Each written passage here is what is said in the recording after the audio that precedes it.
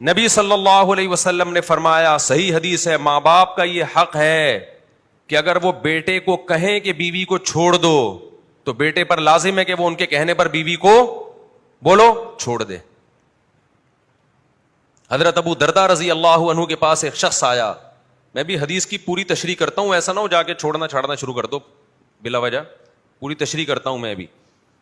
ابو درداء رضی اللہ عنہ کے پاس ایک شخص آیا, اے ابو درداء, میرے والد کہتے ہیں میں اپنی بیوی کو چھوڑ دوں, تو کیا میں چھوڑ دوں؟ میرا دل نہیں چاہتا چھوڑنے کو. انہوں نے فرمایا اطع اباکا.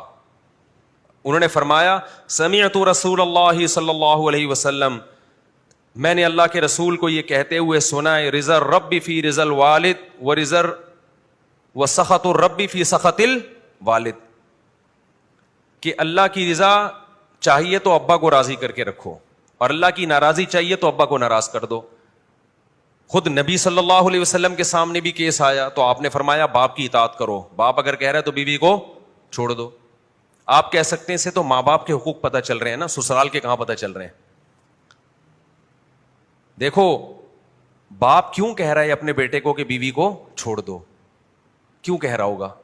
اس لیے کہ وہ بیوی باپ کے ساتھ سلوک صحیح, بولو نا کیا ہو گیا, وہ شوہر کے باپ کے ساتھ صحیح سلوک نہیں کر رہی.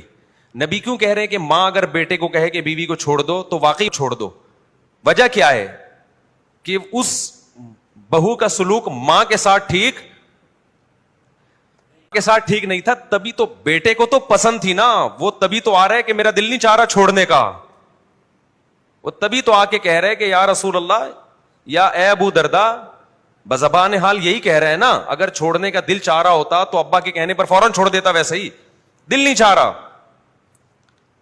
پتا چلا کہ اس عورت کا شوہر کے ساتھ سلوک ٹھیک تھا, ساس سسر کے ساتھ سلوک ٹھیک نہیں تھا, جس کی بیس پہ نبی کہہ رہے ہیں کہ اپنے ابا اماں کی مانو.